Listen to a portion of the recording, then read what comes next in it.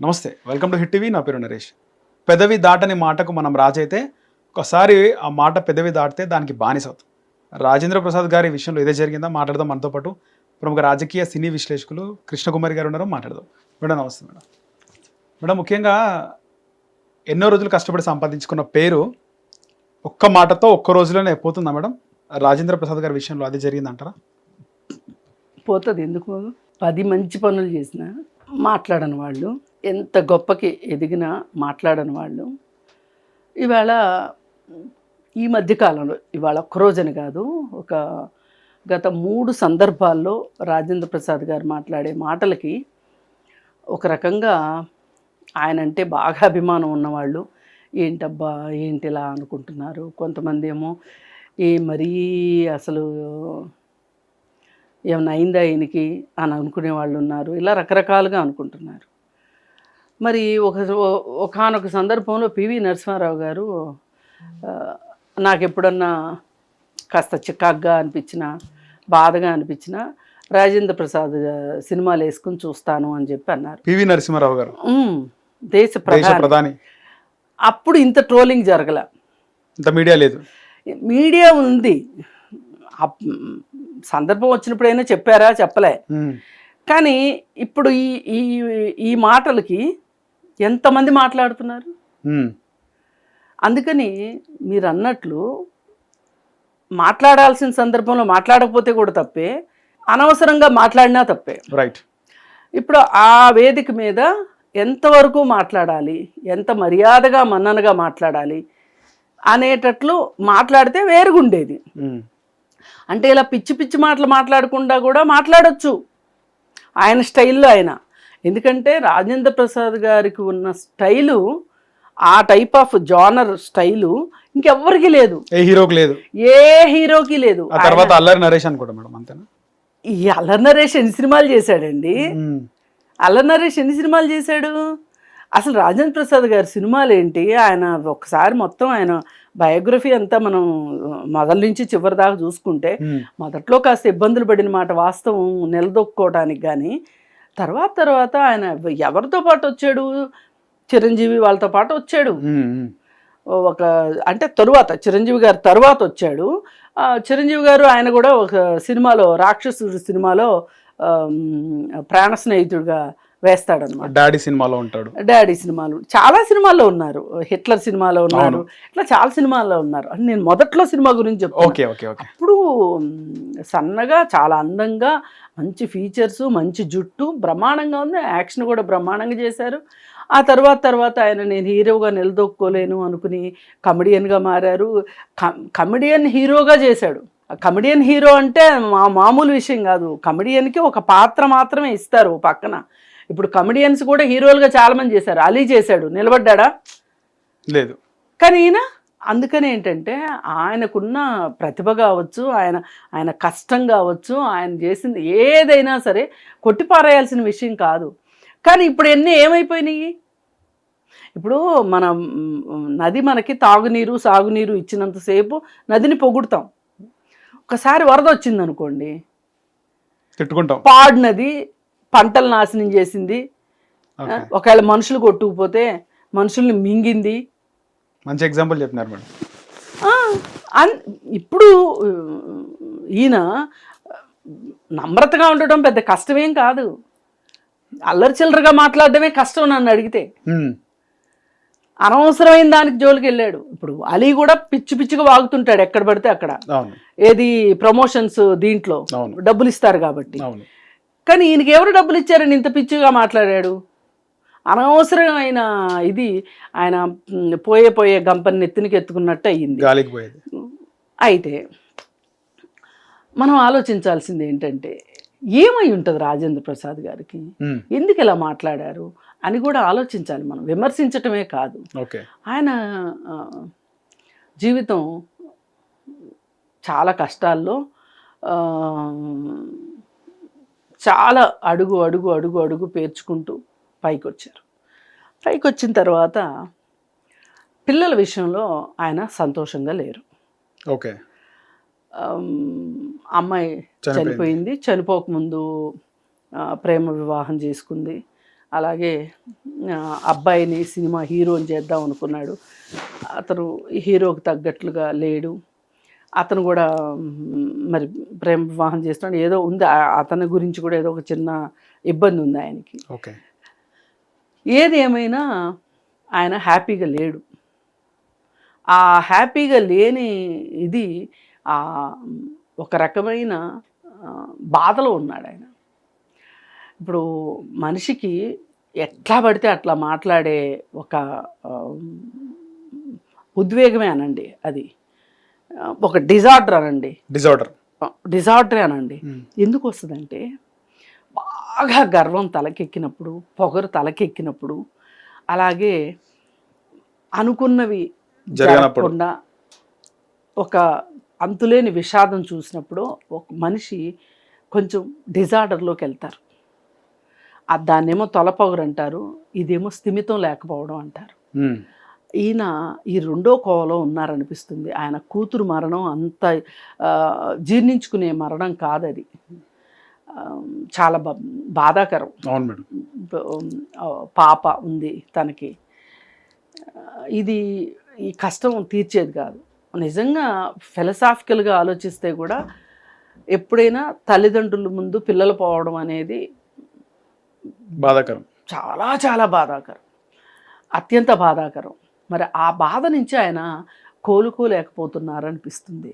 దాని నుంచి ఆయన స్థిమితంగా లేరేమో అనిపిస్తుంది. లేకపోతే ఎంత టైమింగ్ అండి ఆయన డైలాగ్లో, రాజేంద్ర ప్రసాద్ గారి డైలాగు, యాక్షను, నటన. కానీ ఏది ఏమైనప్పటికీ కూడా ఆయన ఇలాగ అవ్వడం మట్టుకు బాధాకరం. మధ్యలో కూడా ఒకసారి బాగా సక్సెస్ తలకెత్తినప్పుడు కూడా కొంచెం అస్థిమితంగా అయినట్లుగా, అంటే కొంతమంది హీరోయిన్లు కొంచెం కంప్లైంట్ చేసేవాళ్ళు ఆయన కొంచెం ఇబ్బందిగా బిహేవ్ చేస్తున్నారు అని. అయితే అంటే ఓన్లీ హీరోయిన్స్ మేడం, లేకపోతే వేరే ఆర్టిస్ట్ అని కూడా అది తెలీదు. ఏదో పాత హీరోయిన్లు ఆ తర్వాత ఎప్పుడో ఒకసారి మాట్లాడేటప్పుడు ఏవో చెప్పిన దాన్ని బట్టి అవి కూడా వన్ సైడెడ్ మాటలు, కానీ మనం కొట్టిపారేయలేం కాబట్టి ఆయన నిజంగా జరిగుండొచ్చనే అనుకుందాం మనము. అప్పుడు అలా చేయడానికి రీజన్స్ వేరే అయినప్పుడు మట్టుకు, ఇప్పుడు మట్టుకు ఆయన బాధలో ఉన్నారు. అయితే బాధలో ఉన్నప్పుడు ఆయనకై ఆయన చేసుకోవాల్సింది ఏంటి, ఆయన పక్కన ఉన్న వాళ్ళు చేయాల్సింది ఏంటి అనేది కూడా ఆలోచించాలి. ఇప్పుడు ఆయన్ని ఖచ్చితంగా ఎవరికైనా చూపించాల్సిందే ఆయన్ని. నేను నెగటివ్ ధోరణిలో మాట్లాడట్లా, మానసికంగా కొంచెం ఆందోళనలో ఉన్నారు. ఏ అవసరము లేకుండా ఇలా పబ్లిక్గా నేను ఏది మాట్లాడితే ఏమవుతుంది అనేది ఆలోచన లేకుండా ఉన్నారు అంటేనే ఆయన ఏదో ఒక డిజార్డర్లో ఉన్నారు అనేది. మేడం, డిజార్డర్తో పాటు కొంచెం అహం కూడా అనుకోవచ్చా? ఇప్పుడు ఇంకా అహం గురించి మాట్లాడేది లేదు, అది అయిపోయింది. అహం ఫేజ్ అయిపోయింది. రోజా దాని హీరోయిన్ చేసింది నేనే, ఎల్జనా కొడక. అదే నేను అంటున్నా. ఇప్పుడు ఇవన్నీ మాట్లాడడం వెనకమాల ఇప్పుడు మీరు నేనున్నామండి, ఒక అక్షరం ఇటు అటు అవుతుందేమో ఎంత భయపడుతూ మాట్లాడతాం. అవును, ఎందుకంటే మీ బాధ్యతలో మీరున్నారు, నా బాధ్యతలో నేనున్నా. మీకు నన్ను ఇంటర్వ్యూ చేసే బాధ్యతలో ఉన్నారు. నేను మాట్లాడే మాటలు నలుగురు వింటారు, నాకు కింద ఏం కామెంట్లు వస్తాయి, నేను జెన్యూన్గా మాట్లాడినా వస్తాయి, మాట్లాడకపోయినా వస్తాయి. కానీ అడ్డదిడ్డంగా మాట్లాడితే ఇంకెక్కువ వస్తాయి, అడ్డదిడ్డంగానే వస్తాయి కామెంట్స్. మరి నేను ఆలోచించాలా లేదా? రైట్, ఆలోచించాలి. ఆలోచించినప్పుడు అది అది మన వల్ల కానప్పుడు రావద్దు ఇక్కడికి. మనం అంటూ బయటకు వచ్చాము అంటే ఒక బాధ్యత ఉన్నట్టు లెక్క. ఇంట్లో ఉన్న బాధ్యత ఉండాలి. ఒకవేళ ఇంట్లో బాధ్యతగా లేకపోయినా కానీ మన ఇంట్లో వాళ్ళు కాబట్టి సరిపెట్టుకుంటారు. కానీ బయటకు వచ్చినప్పుడు బాధ్యత ఉండాల్సిందే. ఇంకొంతమంది తాగొచ్చాడేమో అంటున్నారు. తాగొచ్చినా తప్పే. తాగి ఆ మీటింగ్కి వచ్చేంత పరిస్థితిలో ఆయన వెళ్ళాడు అంటే మరి దాన్ని అదైనా ఆలోచించాల్సిన విషయమేగా. ఏదైనా ఇక్కడ ఆలోచించాల్సిన విషయమే తప్పితే మొత్తం 100% ఆయన వైపు పొరపాటు ఉన్నట్లే కనిపిస్తుంది తప్పితే. ఇప్పుడు అలీ లాంటి వాడు ఉన్నాడు, డబ్బులు తీసుకుని చేస్తాడు. అవును, ఒకసారి ఇట్లాగే సుమాని ఎక్కువ తక్కువ మాట్లాడితే సుమా నేను బాయ్కాట్ చేస్తానంది, దెబ్బకి దారికి వచ్చాడు. అందుకని మోహన్ బాబు గారితో కూడా మాట్లాడినట్టున్నాడు, దాటుతున్నావు పరిదాడుతున్నావు అంటే దేశం దాటి వచ్చినా అని చెప్పేసి. ఇదే రకరకాల స్క్రిప్ట్ ఉండొచ్చు మేడం అది, లేకపోతే వాళ్ళకి స్క్రిప్ట్ ఉంటుంది. ఈ నిన్న దానికి స్క్రిప్ట్ ఉండే పని లేదు. ఒక ఆయన బర్త్డే ఫంక్షను, ఇక అక్కడ స్క్రిప్ట్ ఏ ఉంటుంది నా మొహం. మొత్తానికి నార్మల్ గా అయిపోయే ఎస్వి కృష్ణారెడ్డి గారి బర్త్డే ఈవెంట్ ఇవాళ అసలు ఇంత మంది మాట్లాడుకునేటట్లుగా అయ్యింది. అందుకని ఆయన పైగా ఇప్పుడు అడిగితే ఆయన ఏమంటున్నారు, నేనేం తప్పు మాట్లాడాను అంటున్నారు. అంటే కనీసము మనం చేసేప్పుడు తెలియకపోయినా ఎవరైనా చెప్పినప్పుడన్నా అర్థం కావాలి. అంటే ఇంకా ఎంతో కొంత ఆర్డర్లో ఉన్నట్లు లెక్క మనం. అంటే ఈ పూర్తి డిజార్డర్గా అయిపోయిన వ్యవహారంలో కొంచెం ఆలోచించాల్సిన విషయమే. కుటుంబమే ఆయన్ని కేరింగ్ చేయాలి అని చెప్పి నేను అనుకుంటున్నాను. మేడం ఇండస్ట్రీలో అంటే ఎన్టీఆర్ గారి తరం తర్వాత మోహన్ బాబు గారు కానీ, చిరంజీవి, బాలకృష్ణ వీళ్ళందరూ హీరోస్ ఉన్నారు, పెద్ద హీరోస్. మోహన్ బాబు గారు మొన్న ఒక ఇన్సిడెంట్లో ఆయన కూడా పెద్దరికం తగ్గించుకున్నాడు అనే చెప్పుకోవాలి. బాలకృష్ణ గారు కూడా చాలాసార్లు కొన్నిసార్లు దురుసుగా మాట్లాడడం, కానీ మొత్తానికి చూసుకుంటే ఒక సౌమ్యంగా మాట్లాడేది, ఆ సభను ఉద్దేశించి చాలా చక్కగా మాట్లాడేది కేవలం చిరంజీవి గారే అని అనిపిస్తుంది. అంటే ఆయన ఆ పెద్దరికానికి ఇప్పటికప్పుడు 70 వయసు. మొన్న ఆయన కూడా అనవసరంగా నవ్వులు పాలయ్యారుగా. నేను ఇంట్లో ఆడపిల్లల గురించి హాస్టల్ వార్డెన్ లాగా అయ్యాను, అలాగే హాస్టల్ వార్డెన్గా అయ్యాను అంటే కూడా తప్పులేదు, కానీ ఒక లెగసీకి వారసుని ఇమ్మని చెప్పి అడగటం. సో దానిపైన ఏమంటారు మేడం మీరు? అది తప్పు, అలా మాట్లాడకూడదు. కానీ మనకు వ్యవస్థ చూసుకుంటే, రాజకీయ వ్యవస్థ అయినా ఏ వ్యవస్థ అయినా వారసుడు అని చూస్తారు, కానీ వారసురాలు అని ఏ పార్టీలో కానీ వారసులు అని కూడా అనొచ్చు. అసలు నన్ను అడిగితే వారసత్వమే తప్పు నా దృష్టిలో. అసలు ఇంక రెండో మాటలేదు దానికి. అంటే ఈ సినిమా ఇండస్ట్రీలో ఇంకెవరు లేరా? మీదే ఒక పెద్ద లెగసీయా? ఏం లెగసీ మీది? నాకు అర్థం కాదు, అడుగుతాను. మీలాంటి యాక్టర్ ఇంకొకళ్ళు రారా? ఏం లెగసీ? ఇప్పుడు మీరు చాలా కష్టపడి మీ అబ్బాయిని హీరోని చేసుకున్నారు. అదే ఒక నార్మల్ ఇంట్లో రామ్ చరణ్ పుడితే హీరో అయ్యేవాడా? రేపు పొద్దున రామ్ చరణ్ తనకే కొడుకు పుడితే ఆ కొడుకుని హీరోని చేయగలడా? వింటారా మాట? చిరంజీవి మాట చిరంజీవి కొడుకున్నాడని రామ్ చరణ్ మాట రామ్ చరణ్ కొడుకు వినాలని లేదు, ఒకవేళ కొడుకే పుట్టినా కానీ. అందుకే అంతంత దూరాలు ఆలోచించి అంత దూరాలోచనలు చేయడము ఇది తప్పు.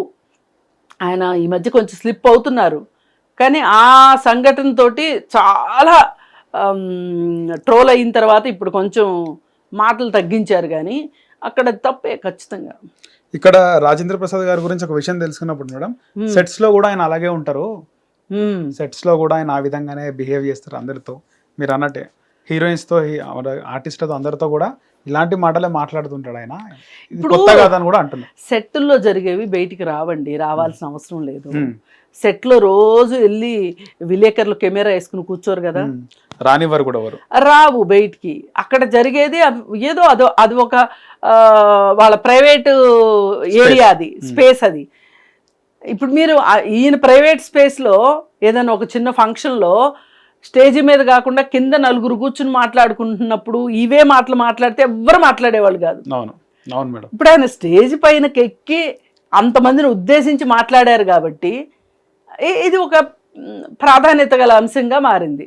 ఇప్పుడు ఆలీ గారు కూడా రెస్పాండ్ అయినారు. ఏమంటాడు అంటే ఆయన అన్నమాట, ఆయన చాలా మంచి మహానటుడు, ఆయన చాలా మీరు అన్నట్టు చాలా సినిమాలు చేసిండు, ఆయన ఏదో ఆ విధంగా అనేసినాడు, దాన్ని పెద్దగా పట్టించుకునే పని లేదు అని మాట్లాడినాడు.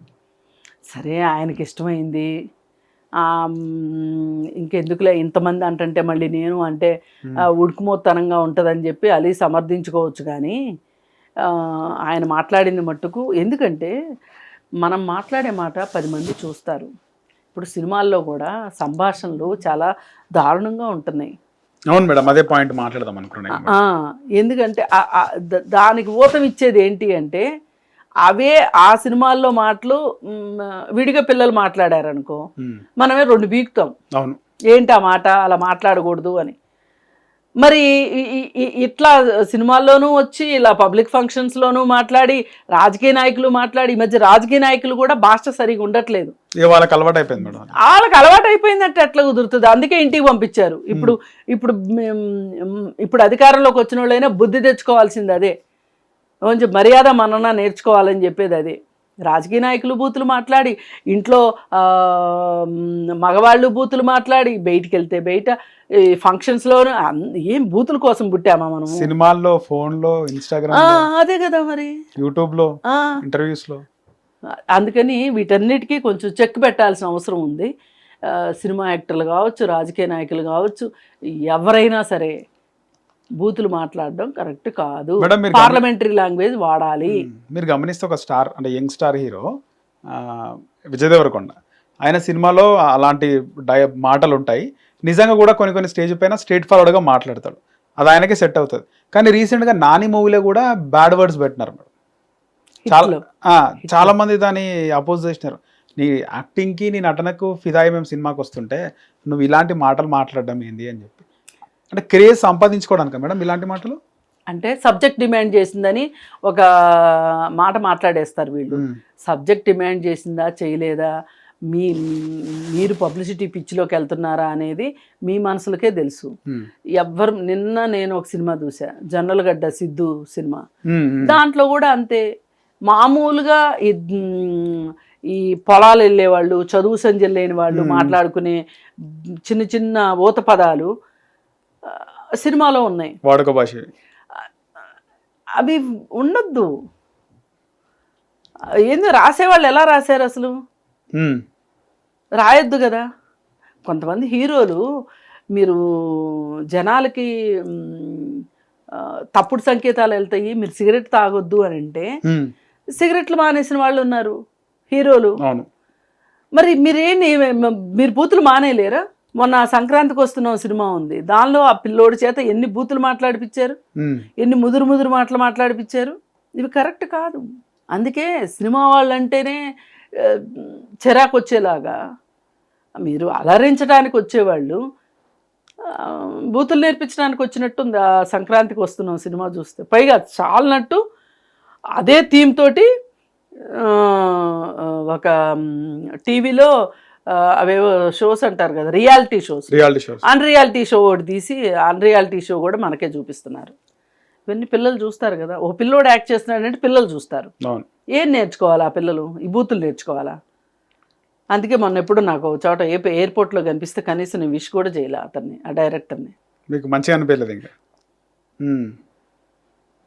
వీళ్ళంతా ఒక కాలుష్యాన్ని నింపుతున్నారు. మనకు ఒక సంస్కారం అనేది ఉండాలి. ఆ సంస్కారాన్ని పక్కకు పంపించే పని చేస్తుంటే ఎట్లా సహిస్తాం? హిట్ టీవీ యాప్, ఇందులో short news, live news, entertainment shows, movies, digital magazines తో పాటు మీ జిల్లా వార్తలను కూడా ఫ్రీగా చూడొచ్చు.